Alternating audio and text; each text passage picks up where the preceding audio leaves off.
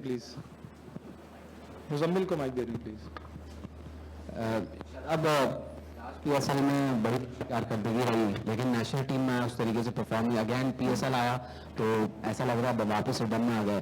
क्या मसला है कि इंटरनेशनल क्रिकेट नहीं हो पाती परफॉर्मेंस? लोगों को ऐसा लगता है कि हमारे प्लेयर्स जो हैं वो अब सिर्फ पीएसएल तक महदूद रह गए। देखिए, ऑब्वियसली फैंस डिसअपॉइंटमेंट तो उनको होगी, क्योंकि एज ए टीम हम लोग इतना अच्छा नहीं खेल रहे। एज ए टीम अच्छा नहीं, इंडिविजुअल अच्छा नहीं खेलेंगे तो ऑब्वियसली एज ए टीम भी अच्छा नहीं खेल रहे। ऑब्वियसली जिस तरह last year player of the tournament था, जब मैं टीम में गया तो थोड़ा सा रोल भी चेंज हुआ मेरा, और ये एक्सक्यूज़ नहीं है ऑब्वियसली, उस तरह परफॉर्मेंस नहीं हुई जिस तरह मैं पीएसएल में कर रहा था। फिर मैं ड्रॉप हुआ। जो चीज़ें थी जिस पे ऑब्वियसली बॉलिंग वाइज अगर बात की जाए तो उस पर मैंने काफ़ी मेहनत की। 4 डे खेला, जितने ज़्यादा मैं 4 डे खेल सकता था वो 4 डे खेला। कोशिश कर रहा था कि, क्योंकि एज ए ह्यूमन आप मेहनत ही कर सकते हो, जिस चीज़ का ऑब्वियसली एज ए प्लेयर आपको पता होता है कि आप किस चीज़ पे स्ट्रगल कर रहे हो, उस चीज़ को ओवरकम करने की कोशिश की है।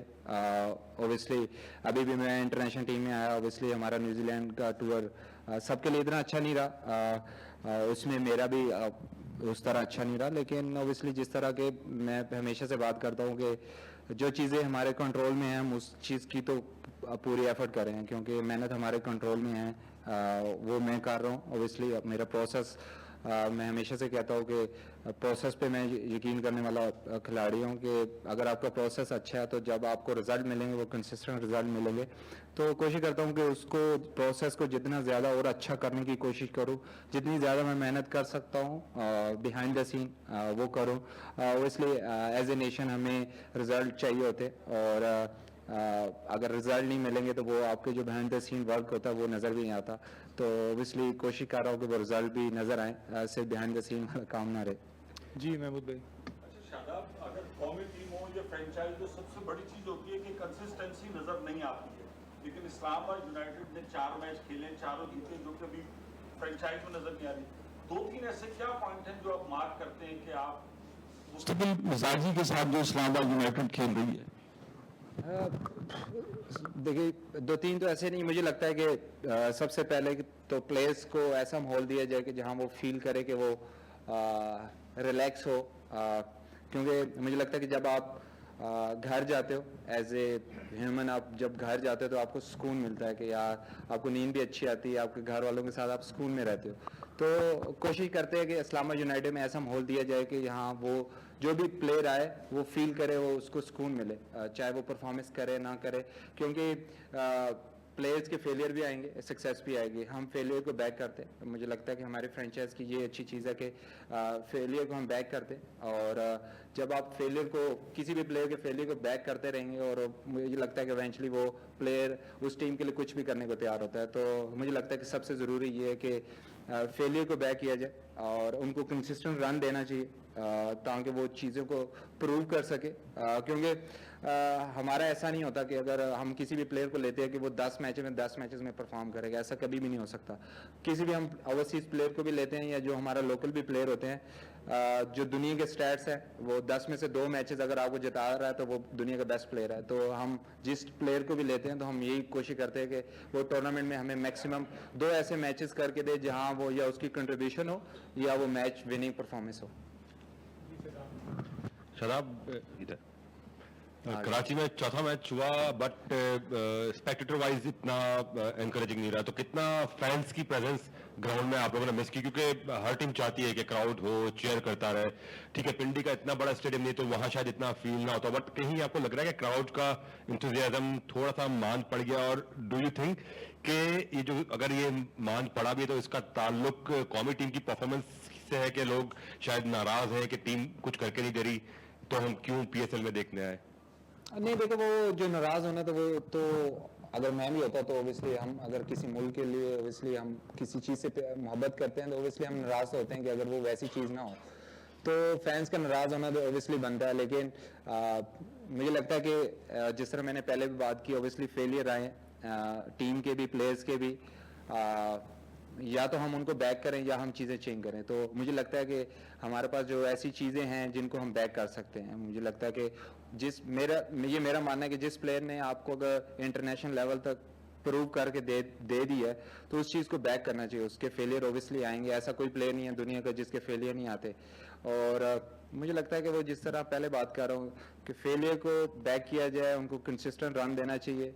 ऑब्वियसली इवेंचुअली वो ऑब्वियसली ओवरकम करके चीज़ें बेहतर कर सकते हैं। कभी कभार ऐसा होता है कि आपको रिजल्ट नहीं मिल रहे होते, लेकिन बिहाइंड द सीन बहुत ज़्यादा मेहनत हो रही होती है, शायद उस टाइम आपको रिजल्ट नहीं मिल रहे। तो मुझे लगता है कि उस टाइम हमें सब्र करना चाहिए, किसी भी खिलाड़ी के लिए या किसी भी टीम के लिए। ओबियसली पूरा साल हमारा नेशनल टीम का इतना अच्छा नहीं गया, लेकिन अभी मुझे लगता है कि ये अच्छी चीज़ भी हुई है कि प्लेयर्स वापस आए अपने फ्रेंचाइज के लिए, इंटरनेशनल क्रिकेट से दूर हुए हैं, ये यहाँ आके थोड़ा रिलैक्स फील करेंगे और होपफुली यहाँ से फॉर्म वापस लेके जाएं। जब नेशनल टीम के लिए कोई भी सिलेक्ट होता है वो फॉर्म में वापस जाए, तो ये इवेंचुअली हमारे पूरे कंट्री की जीत होगी। क्योंकि अगर सारे प्लेयर फॉर्म में होंगे और वर्ल्ड कप भी आने वाला है, एशिया कप आने वाला है, तो अगर हमारी टीम के प्लेयर ज़्यादातर फॉर्म में रहेंगे तो ऑब्वियसली हमारी कंट्री को बहुत ज़्यादा फायदा होगा। जी शदाब, आप पीएसएल काफ़ी टाइम से खेल रहे हैं, आपको नहीं लगता कि पीएसएल ने पाकिस्तान क्रिकेट को नुकसान ज़्यादा पहुंचाया है ना कि फ़ायदे के? क्योंकि यहाँ बाबर भी रन्स करते हैं, रिजवान भी करते हैं, आप भी आउट करते हैं, हसन भी करते हैं, और जब इंटरनेशनल में जाते हैं तो वो चीज़ रेप्लिकेट नहीं कर पाते। तो डू यू थिंक कि ये स्टैंडर्ड इतना नीचे चला गया है पीएसएल का कि 4 टायर के प्लेयर खेल रहे हो तो उसकी वैसे परफॉर्मेंस वैसी आती नहीं है, और वो इवेंचुअली इंटरनेशनल में जाके जब अच्छे बॉलर्स आते हैं वर्ल्ड क्लास तो फेल हो जाते हैं? देखिए, अगर तो आपके कोई आइडिया है तो हमें दे दो कि अगर पीएसएल की जगह हम कुछ ऐसी चीज़ करा लें जिससे स्टैंडर्ड वाइज हम बहुत ऊंचा चले जाए। अगर आप देखें तो स्टैंडर्ड वाइज दुनिया के जितने भी बेस्ट प्लेयर हैं या बेस्ट हमारे लोकल टैलेंट है तो वो यहाँ खेल रहा है। तो अगर इधर जो परफॉर्म कर रहा है तो ओबियसली आप इंटरनेशनल में जब परफॉर्म नहीं करते तो आप रिलेट करते हो कि पीएसएल में, तो इसका मतलब अगर जो पीएसएल में परफॉर्म कर रहा है तो इसका मतलब जो नहीं कर रहा तो वो तो उनका लेवल पीएसएल से भी कम है, तो फिर आप कैसे वो जज कर सकते हैं? मुझे लगता है कि हम बहुत ज़्यादा जजमेंटल है एज ए नेशन। ये चीज़ मुझे लगता है कि ओवरकम करनी चाहिए। अगर आपके पास ऐसा कोई टैलेंट है या आपके पास कोई ऐसा आइडिया है जिससे मुल्क को और ज़्यादा फायदा हो सकता है तो ओबियसली आपको देना चाहिए। क्योंकि आप अगर ओबियसली हम मुल्क के लिए चाहते हैं कि और ज़्यादा बेहतरी हो, तो अगर आपको पीएसएल के अलावा कोई ऐसा आइडिया नज़र आ रहा है कि हम ऐसी क्रिकेट कराएं जिससे इंटरनेशनल लेवल के हम प्लेयर प्रोड्यूस करें तो ओबियसली आपको देना चाहिए वो आइडिया। जी शुक्र भाई। शादाब, 2 खिलाड़ियों के बारे में बताएं कि एक तो आपके देरीना दोस्त हसन अली जिस तरह की परफॉर्मेंसेस पीएसएल में दे रहे हैं, दूसरे साहबजादा फरहान जिस तरह का इस वक्त गोल्डन सीजन चल रहा है कि नेशनल T20 में भी और पीएसएल में भी, तो दोनों के बारे में बताएं इस तरह की परफॉर्मेंस, खासतौर पर साहबजादा फरहान। देखिए, साहबजादा माशाल्लाह जिस तरह अभी मैं उसके बैटिंग से पहले टीवी पे आ रहे थे स्टैट्स, तो 98 की एवरेज थी, दुनिया में सबसे ज़्यादा स्ट्राइक रेट था, सबसे ज़्यादा छक्के थे। तो उसके बारे में ओबियसली मैं कुछ कह भी नहीं सकता क्योंकि इसका गोल्डन रन चल रहा है। होपफुली ये कंटिन्यू रहे और होपफुली जब वो टीम में भी आए तो जिस तरह भाई ने बात की है कि वो टीम में भी वैसी परफॉर्मेंस दे जिस तरह यहाँ दे रहा है या डोमेस्टिक में दे रहा है, तो उसके लिए तो बहुत नेक तमन्ना है। और जिस होपफुली हम सब लोग दुआ करेंगे वो ज़्यादा देर तक चलता रहे। और हसन देखिए, जिस तरह मैंने बात की थी कि बिहाइंड द सीन जो आप मेहनत कर रहे हो तो जब तक रिजल्ट नहीं आते वो चीज़ आप जज नहीं कर सकते। तो ऑब्वियसली वो जिस तरह का पूरा साल उसने स्ट्रगल किया, उसकी सर्जरी हुई, वो अगर आप कोई बंदा एनसीए में आता था तो उसको देखता तो सुबह 8 बजे वो उधर होता था और रिहैब कर रहा होता था और मेहनत कर रहा होता था। तो अल्लाह ताला ने उसको वो सिला दे रहा है और जिस तरह का वो उसका रिदम लग रहा है बहुत अच्छा है कि जो जितने भी हमारे करंट प्लेयर हैं वो ज़्यादा से ज़्यादा फॉर्म में रहेंगे तो पाकिस्तान टीम के लिए ज़्यादा फायदा है। जी अतीक भाई। शबाब, बहुत अच्छी परफॉर्मेंस इस्लामाबाद यूनाइटेड की इस पीएसएल के अंदर अब तक, और वाकई कप्तान का बड़ा रोल होता है जिस तरह टीम लेके चल रहे हैं और जैल हो रहे हैं, टीम को लड़ाना, सब कुछ करना। तो यहाँ तो बहुत ज़्यादा एनर्जी कप्तान, क्योंकि इख्तियारात आपके पास लगता है पावर है, लेकिन बहसियत नायब कप्तान जब पाकिस्तान टीम में तो वहाँ कुछ इनपुट होता है, कोई पावर है या वहाँ जो कप्तान है उसके पास भी अब पावर कम हो गई है? देखिए, ओबियसली जो भी चीज़ आप कुछ चेंज करना चाहते हो तो उसके लिए आपके पास ऐसी चीज़ें होंगे आप या जिस तरह आप कल्चर डेवलप करना चाहते हो किसी भी टीम का। ओबियसली मेरे पास फ्रेंचाइज है ऐसी जिसमें मुझे लगता है कि हमारे ओनर का बहुत रोल है कि उसने हमें उस तरह बैकिंग दी हुई है कि यार हम जिस तरह भी चीज़ें करना चाहें वो हमें करने देता है। उसमें सिर्फ मेरा नहीं, उसमें कोचिंग स्टाफ का है, माइक है, रेहानुल हक है, बहुत सारे हनीफ भाई हैं जो कि बहुत सारी चीज़ों को जलन कर रहे हैं, क्योंकि एक सिंगल बंदे से चीज़ें नहीं हो सकती।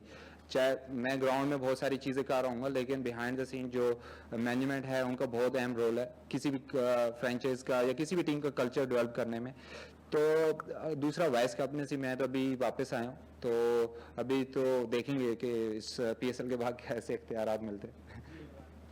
अच्छा, आज हमने देखा एक surprise move, Azam Khan open आए थे आज, तो क्या तैयारी, एक और ओपनर तैयार कर रहे हैं क्योंकि पहले ही बहुत सारे ओपनर थे, और दूसरा उनकी फिटनेस के बारे में, क्योंकि हर गुजरते साल के साथ ख़राब हो रही है। हम देख रहे हैं कोई सिंगल में थोड़ी मुश्किलात है उनको, कोई अगर क्लोज डबल हो तो फिर कोई मुश्किलात होती है उनको, तो कोई मैसेज आपने उनको दिया है कि यार अब थोड़ा ज़्यादा हो गया, फिटनेस थोड़ी सी आप उस ध्यान दें?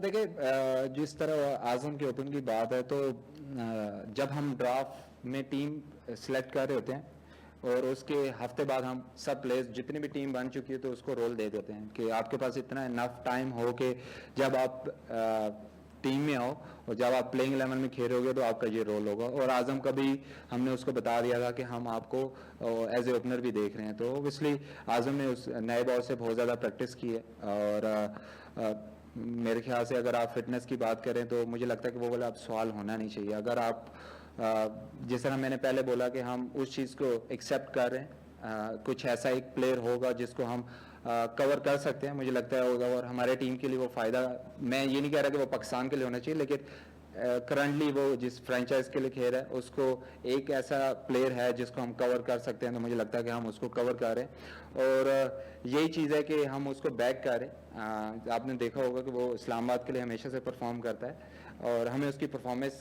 की ज़रूरत है, ना कि फ़िटनेस की। ओबियसली फ़िटनेस बहुत ज़रूरी है, फ़िटनेस के अलावा आप ज़्यादा उस तरह कंसिस्टेंट परफॉर्म नहीं कर सकते। लेकिन मैंने आपको पहले बोला कि आपको एक टूर्नामेंट में हमें 2 ऐसे मैचेस चाहिए जहां वो हमें परफॉर्म करके दे और विनिंग कंट्रीब्यूशन करे, तो वो हमें हमेशा करके देता है वो। जी, सेकंड लास्ट क्वेश्चन। शादाब, जब आपकी परफॉर्मेंस नहीं थी तो और आपको टीम से ड्रॉप किया, तो उस वक्त कभी आपने सोचा था कि बतौर नायब कप्तान आपकी टीम में वापसी होगी? ठीक है, और दूसरा ये बताएं कि एक वीडियो वायरल हुई कि जिसमें शकील मुश्ताक आपको टिप्स दे रहे हैं, बॉलिंग आपकी सही करवा रहे हैं, तो वो क्या हिदायत थी? और हमने देखा कि एक हाथ आपके पीछे बना हुआ था, एक हाथ से बॉलिंग कर रहे थे, तो ऐसी क्या हिदायत थी कि अब जो है आपकी बॉलिंग में थोड़ी सी तब्दीली आई?